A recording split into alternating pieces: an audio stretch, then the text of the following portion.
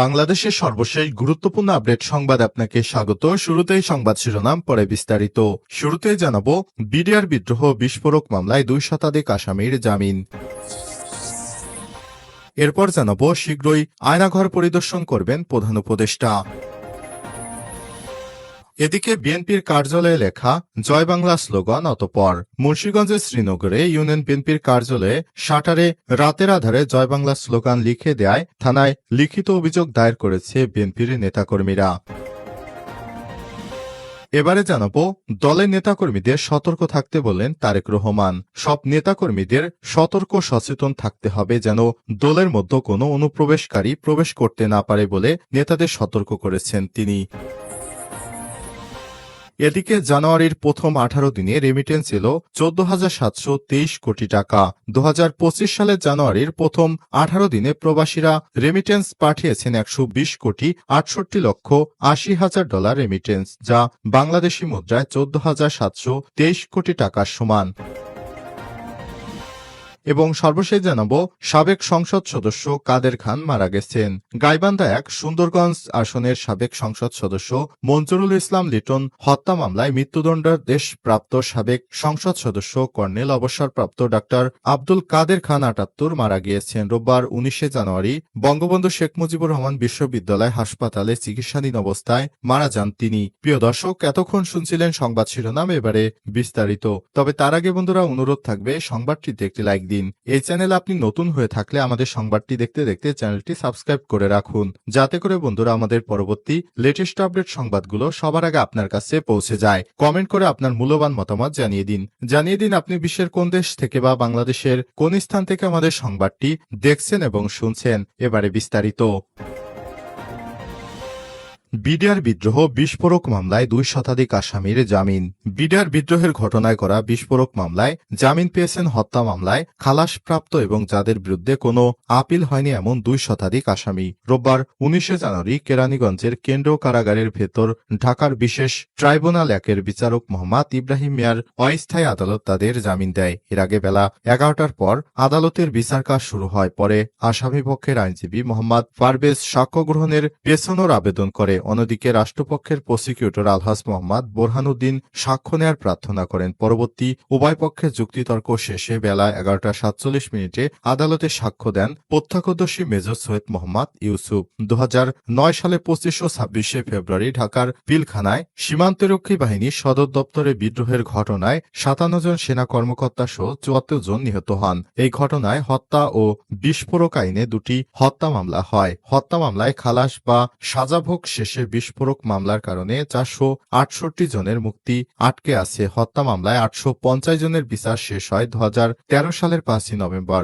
যেখানে 152 জনের ফাঁসি ছাড়াও 160 জনের যাবজ্জীবন ও 256 জনকে বিভিন্ন মেয়াদে কারাদণ্ড দেওয়া হয়। এছাড়াও খালাস পান 278 জন। 2017 সালের 27 নভেম্বর সেই মামলার ডেথ রেফারেন্স ও আপিলের রায় দেয় হাইকোর্ট। রায়ে 139 আসামির মৃত্যুদণ্ড বহাল রাখা হয়। সেই সঙ্গে যাবজ্জীবন সাজা দেওয়া হয় 185 জনকে। পাশাপাশি আরও 278 জনকে বিভিন্ন মেয়াদে সাজা দেওয়া হয়, আর খালাস পান 283 জন। তবে হাইকোর্টের রায়ের আগে 15 জন সহ সব মিলিয়ে 54 জন আসামি মারা গেছেন। ফলে হত্যা মামলায় হাইকোর্টের দেয়া রায়ের বিরুদ্ধে 256 জন আসামি লিভ টু আপিল করেছেন। অন্যদিকে হাইকোর্টে 83 জন আসামির খালাস এবং সাজা কমানোর রায়ের বিরুদ্ধে লিভ টু আপিল করেছে রাষ্ট্রপক্ষ। এসব লিভ টু আপিল এখনও শুনানির অপেক্ষায় রয়েছে।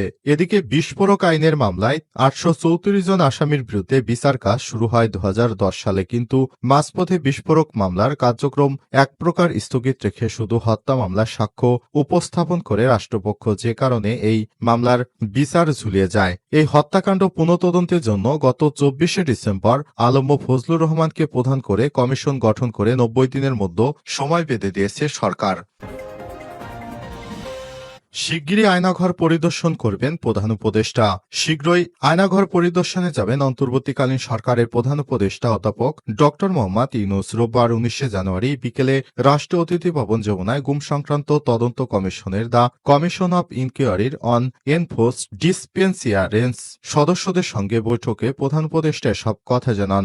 বিকেলে 5:30টার দিকে অনুষ্ঠিত ওই বৈঠকে প্রধান উপদেষ্টাকে গুমের ঘটনায় তদন্তর অগ্রগতি সম্পর্কে জানায় কমিশন কমিশনের সদস্যরা, সেই সঙ্গে তারা ডক্টর ইউনূসকে জয়েন্ট ইন্টারগেশন সেল বা আয়নাঘর নামে পরিচিত পেয়েছে, সেগুলো পরিদর্শনের অনুরোধ জানিয়ে বলেন, প্রধান উপদেষ্টা আয়নাঘর পরিদর্শন করলে গুমের শিকার ব্যক্তিরা আশ্বস্ত বোধ করবেন এবং অভয় পাবেন। জবাবে কমিশনের আহ্বানে সাড়া দিয়ে প্রধান উপদেষ্টা বলেছেন, আপনাদের তদন্তে যে ঘটনাগুলো উঠে এসেছে তা শীঘ্রই আয়নাঘর পরিদর্শন করা হবে।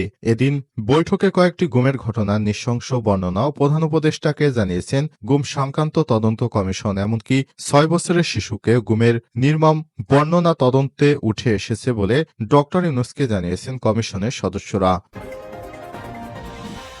মুন্সিগঞ্জে বিএনপির কার্যালয়ে লেখা জয় বাংলা স্লোগান। মুন্সিগঞ্জের শ্রীনগর ইউনিয়ন বিএনপির কার্যালয়ের শাটারে রাতের আধারে জয় বাংলা স্লোগান লিখে দেওয়ার থানায় অভিযোগ দায়ের করা হয়েছে। রোববার ১৯শে জানুয়ারি দুপুর ২টার দিকে শ্রীনগর থানায় লিখিত অভিযোগ দায়ের করেন পাটাপোক ইউনিয়ন বিএনপির সভাপতি সিরাজুল ইসলাম।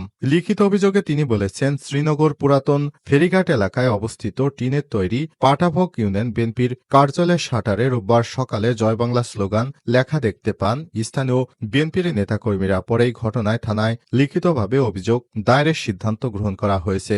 ইউনিয়ন বিএনপির সভাপতি সিরাজুল ইসলাম বলেন, ফ্যাসিস্ট আওয়ামী লীগ সরকারের দোসররা এখনো শ্রীনগরে অবাধে চলাফেরা করছে, এটাই তার প্রমাণ। আওয়ামী লীগের দোসররা চাচ্ছে দেশে অরাজকতা সৃষ্টি করতে, সেই লক্ষ্যেই রাতের আধারে এমন ঘটনা ঘটেছে। আমরা এর তীব্র নিন্দা জানাচ্ছি। পাশাপাশি আইন শৃঙ্খলা বাহিনী যাতে দ্রুত জড়িতদের আইনের আওতায় আনে সেই দাবি জানাচ্ছি। বিষয়টি নিশ্চিত করেন শ্রীনগর থানার ওসি তদন্ত শাকিল আহমেদ। জানান, থানায় লিখিত অভিযোগ পেয়ে বিকেলে পুলিশ ঘটনাস্থল পরিদর্শন করেছে। আশপাশের সিসি ক্যামেরার ভিডিও ফুটেজ সংগ্রহ করা হয়েছে। তদন্ত সাপেক্ষে পরবর্তী আইনগত ব্যবস্থা গ্রহণ করা হবে। এছাড়াও জড়িতদের শনাক্ত করে আইনের আওতায় আনতে চেষ্টা চালাচ্ছে পুলিশ। দলের নেতাকর্মীদের সতর্ক থাকতে বললেন তারেক রহমান। সব নেতাকর্মীদের সচেতন ও সতর্ক থাকতে হবে যেন দলের মধ্যে অনুপ্রবেশকারীরা প্রবেশ করতে না পারেন। রাজনৈতিক দলের মধ্যে মতপার্থক্য থাকতে পারে, কিন্তু সবাইকে এক জায়গায় থাকতে হবে। নির্দিষ্ট সময় পর পর সংবিধান অনুযায়ী ভোট হতে হবে। নির্বাচন দিতে হবে। একমাত্র ভোটই জবাবদিহিতা তৈরি করতে পারে বলে জানিয়েছে বিএনপির ভারপ্রাপ্ত চেয়ারম্যান তারেক রহমান। রোববার ১৯শে জানুয়ারি সংবাদ মাধ্যমে পাঠানো এক বিবৃতিতে সব কথা বলেন বিএনপির ভারপ্রাপ্ত চেয়ারম্যান তারেক রহমান। নিজ এলাকায় গাড়িবহরের সামনে কিছু মানুষকে দেখার পর অবাক হয়েছে বিএনপির স্থায়ী কমিটির সদস্য মেজর অবসরপ্রাপ্ত হাফিজউদ্দিন আহমেদ। গত বছরের ৫ই আগস্টের পর থেকে মানুষ ভিড় করা শুরু করেছেন। এসব মানুষ সম্পর্কে সচেতন হওয়ার কথা জানিয়ে তারেক রহমান বলেছেন, গত ১৭ বছরে আওয়ামী লীগের নির্মম নির্যাতন অত্যাচার ত্যাগ ভুলে না গিয়ে সবাই নিজের মতো জানতে চাওয়া উচিত, অপরিচিত মানুষগুলোকে কেন বিএনপির কাছে আসতে দেব। সবাইকে সতর্ক থাকতে হবে, সচেতন থাকতে হবে। সব নেতাকর্মীদের যেন অনুপ্রবেশকারীরা দলে ঢুকতে না পারে। মানুষের পাশে গিয়ে দাঁড়াতে হবে, তবে অনুপ্রবেশকারী নয়। তিনি আরো বলেছেন, রাজনৈতিক দলের মধ্যে মত পার্থক্য থাকতে পারে, তবে সবার এক জায়গায় থাকতে হবে। নির্দিষ্ট সময় পরপর আইন এবং সংবিধান অনুযায়ী ভোট হবে। নির্বাচন দিতে হবে। একমাত্র ভোটই পারে জবাবদিহিতা তৈরি করতে।